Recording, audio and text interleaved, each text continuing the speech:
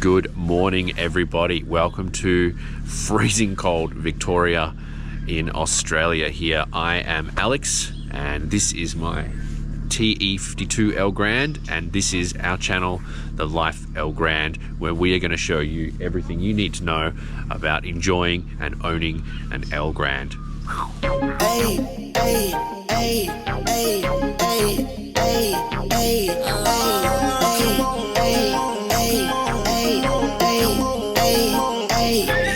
I just wanna have fun. Come and pick me up, meet me at the spot. Up all night till the sunrise. Pop back cool, get ready for the ride. Don't it feel good? Don't it feel good? Don't it feel? Holy moly, guacamole in my pockets. What a blessing. Got it on me, I got options, real stepper. Check the shoes, get it poppin'. Eating good, feeling good, where my hopping done at. Put it on a plate with some lemonade. That's the way we did it in the old days. Back then, mama said, get up, walk on play. But you better not come home late, yeah. Street lights, we was young racing. Street lights, carefree was the best time. Fast forward days, dreaming about the next time. When it's gonna happen again, cause I just wanna have fun. Come and pick me up, meet me at the spot. Up all night till the sunrise. Pop back cool, get ready for the ride. Don't it feel good? Don't it feel good?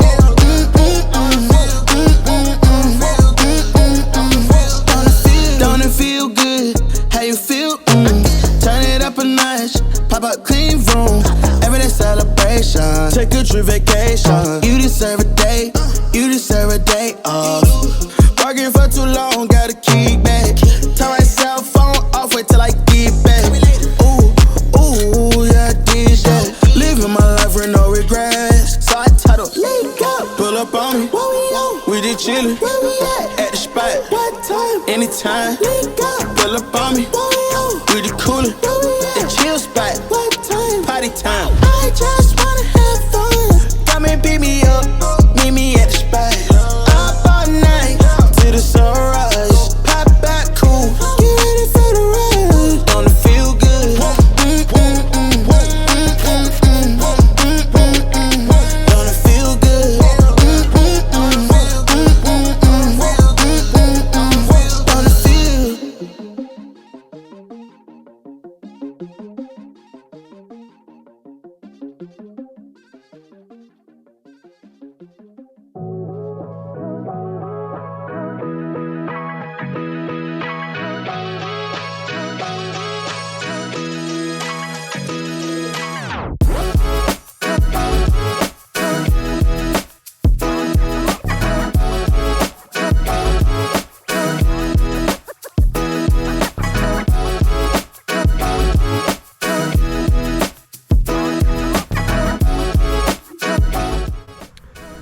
Right, here we are. I'm going to introduce to you my E52 Elgrand. So we're going to try and answer some big questions here and see if this van is even right for you in the first place. I'm going to give you a bit of an ownership review. I've had the car now for almost a year, and we're just going to go over some of the basics of the E52 Elgrand in this spec. So first of all, this is a 2010 TE52, which means it has the 2.4 litre 4-cylinder motor, which is similar to like a Nissan X-Trail and certain Nissan Altima vehicles. A whole bunch of different Nissan vehicles have this motor. It is front-wheel drive, which is different from the previous generation Elgrands, which were all rear-wheel drive or four-wheel drive.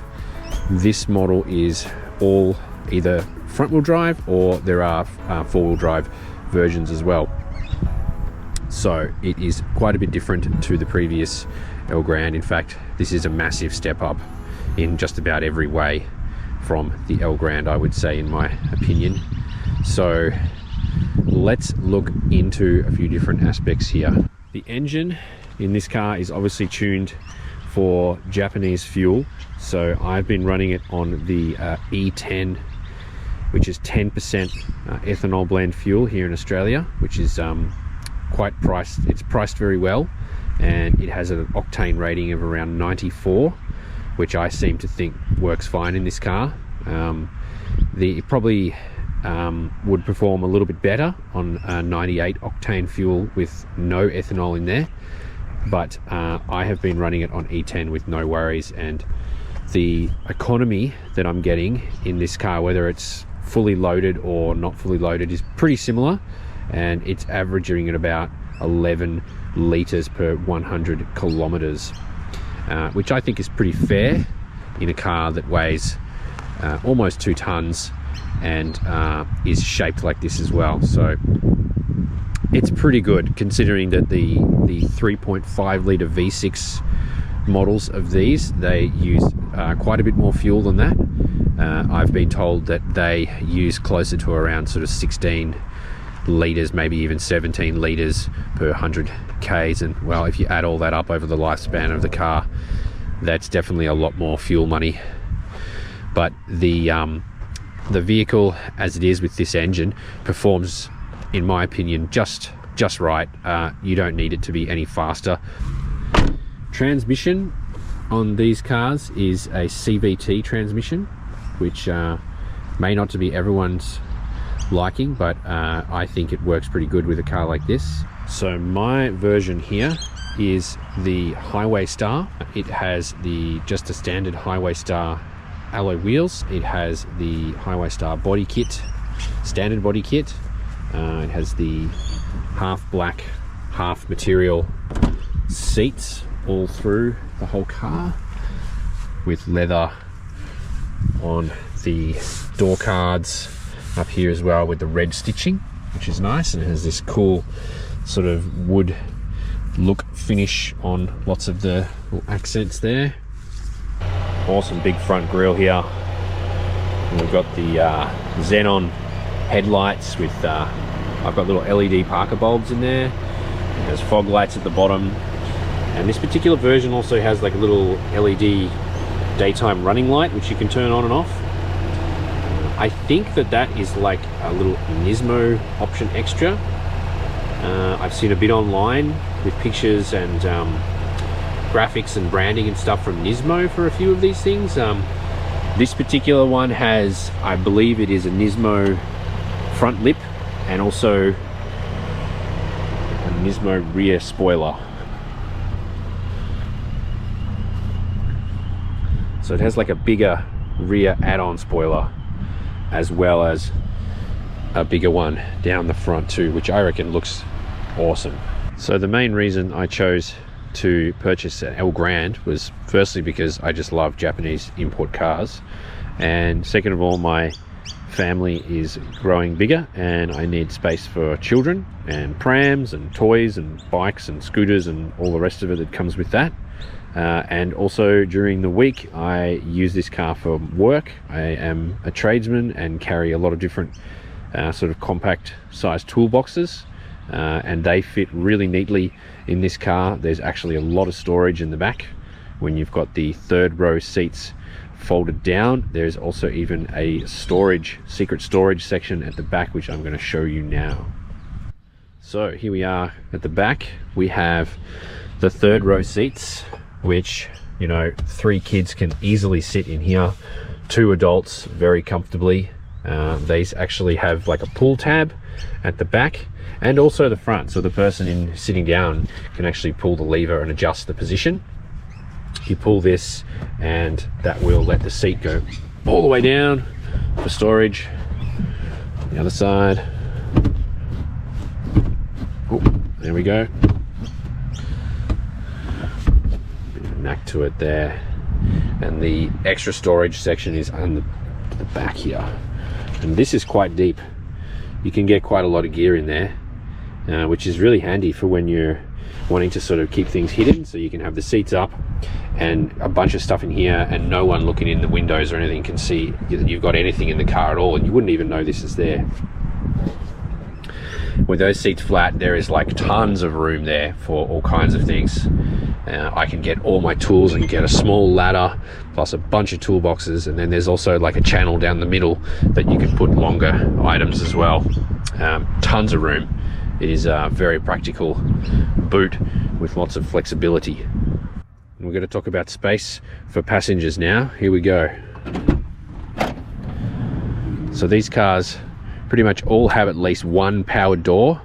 This vehicle only has one powered door. I'll explain why I chose this model in this spec in a later video where I go into more detail about the specifics, but today we're just going to look at the overview of things. And inside here we have two Isofix child seats on the captain chair style seat. So this model is 7 seats. That's 3 row in the back and then 2 in the middle and 2 in the front.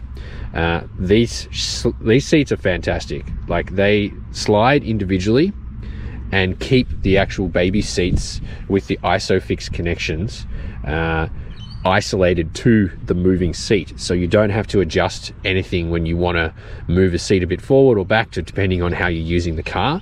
So you can keep the 2 baby seats locked in at all times, slide the seat a bit forward, go a bit backwards. There's also room in between. Because it's a 7-seater, you get the gap in between where you can walk through to the back, which is super, super handy. And when these seats aren't actually being used for children, as the kids get older or whatever, they are like unbelievably comfortable, and they're like an aeroplane. Like, it all has armrest you can set at different heights. There's full reclining. They have like a footrest that comes out at the bottom for when you recline right back. It's kind of like you're almost like lying down, which is amazing. And I should also note that the front passenger seat has that as well. Also has the leg rest, and obviously can slide back and tilt and do all those kinds of things. I'll show you from the back. So it obviously has the Isofix clips inside the seat there, and then over the back of the seat we'll walk around and you can see the strap coming through the headrest down to the bottom of the seat. It might be a bit dark to see in there, but we'll get more detail on that. They clip perfectly onto the back of the seat, which is all safe and secure. It is a great system, and there are not many vans around at this price point that can do that kind of thing with the seats. So it is a very, very desirable family car. Another really cool feature that this car has is built-in blinds for all of the windows, which is just so handy. UV cut blinds, every window in the back here. So the 4 windows all have these. Tucks away into the side of the car when you're not using it. Super handy. Super, super practical. Baby seats, room to walk through, room for the dog, room for baggage, room for everything you could want. And then when everyone grows up and no one needs baby seats anymore, you could easily fit 3 kids across the back, 2 teenagers in the middle section, and 2 adults in the front. And there's still going to be some room for sporting gear or some bags, school run, that sort of thing. The only thing I would say though is, if you wanted to have a full holiday in this car with like every person, like a seat for every person, you might want to consider getting some roof racks with like a luggage box or something like that as well. Because I think once you've filled up every seat, and those people all have luggage of their own, you're going to start to run out a little bit of room for that. But if you were to go on a family holiday with 2 adults, 2 kids, there is tons of room for you to go on a holiday in that configuration. But yeah, you might want to consider a few extra storage things if you had a full house on this car. But super handy, super practical. I've been on some awesome little holidays in this car, the country to the beach and all the rest of it, and yeah, fits everyone, ultra comfy on the highway.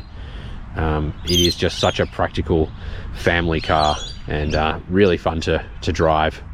It's awesome. I love it. That's another great thing. When you have a powered door on one of these vehicles, your key fob has a button for that door. So the key fob looks different depending on what version you have. If you've got 2 side doors, there's 2 side buttons, and if you've got the powered boot, which is also an option, the boot lid and the doors all together, you get all of those buttons on the one key fob, which is super handy.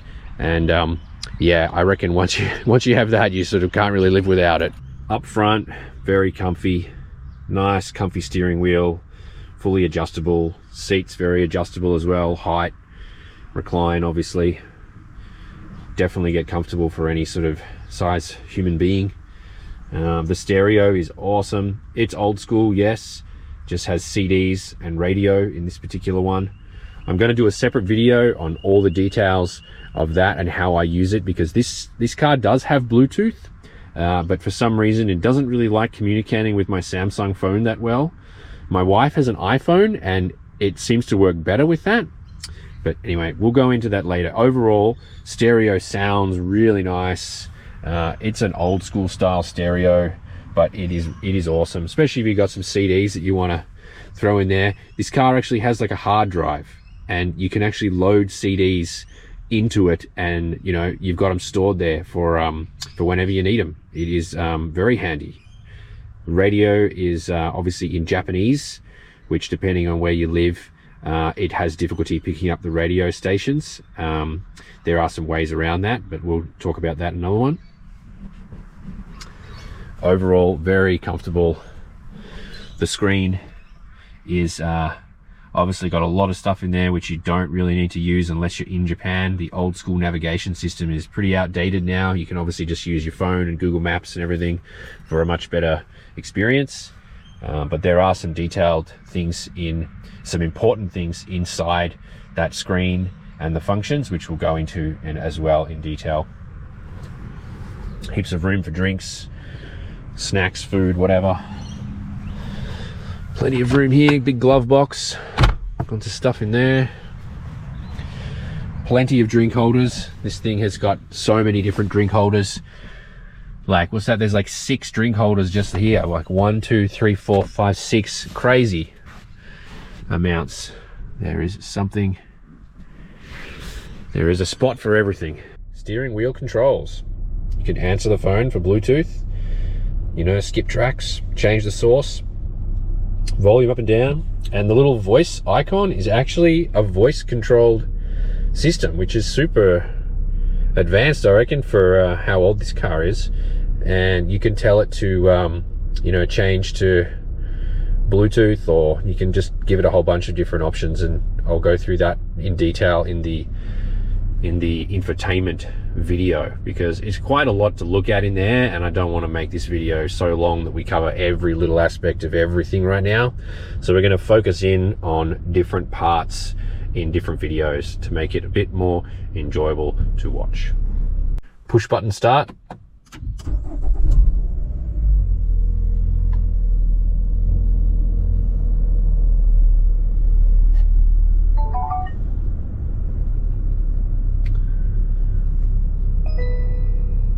One very impressive thing about this car is the 4 camera system, which is super handy. Once you start using that, you can't live without it. So each mirror has a camera underneath it, both sides.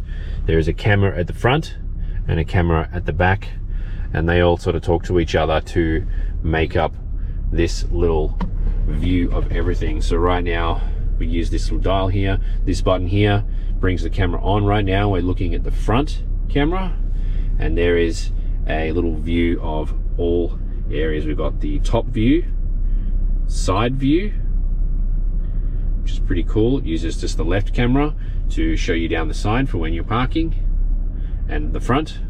And then you also have a wide view, so that's the wide at the front in case you were coming out of some sort of like tight little road, side street or something.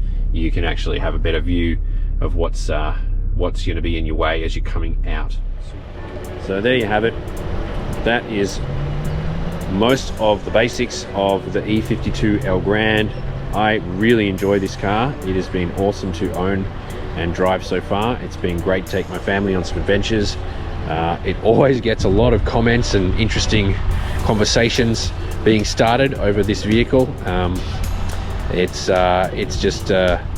just quite different here. You don't see too many of these ones here in Australia. You do see a lot of the older E51, definitely not so many E52s. Let me know in the comments if you guys think I've missed anything important. I'd love to start the conversation. This is just the beginning. We're going to do some detailed videos on some more, detailed parts of the car, because there is a lot to this vehicle. This is a basic overview and review. I reckon it is pretty awesome. It is absolutely a great vehicle for a family, or many other reasons really. You could use it for lots of things. All right, thanks for watching today, guys. I hope you've enjoyed the little introduction video with a brief overview of ownership. I'm really excited. There's like a lot of little things that I've been planning here. I've been filming. We've got a few things in the works, hopefully be out really soon. I'm going to do an oil change video. We're going to do some headlight restoration videos. We've got a bit of fog building up. We're going to show you how to get rid of that. Yeah, it's just the beginning. Keep enjoying your Elgrand, and remember to subscribe and check out the other videos. It's going to help us keep going and making great stuff about Elgrands. Let's do it. We'll see you on the next one. Bye.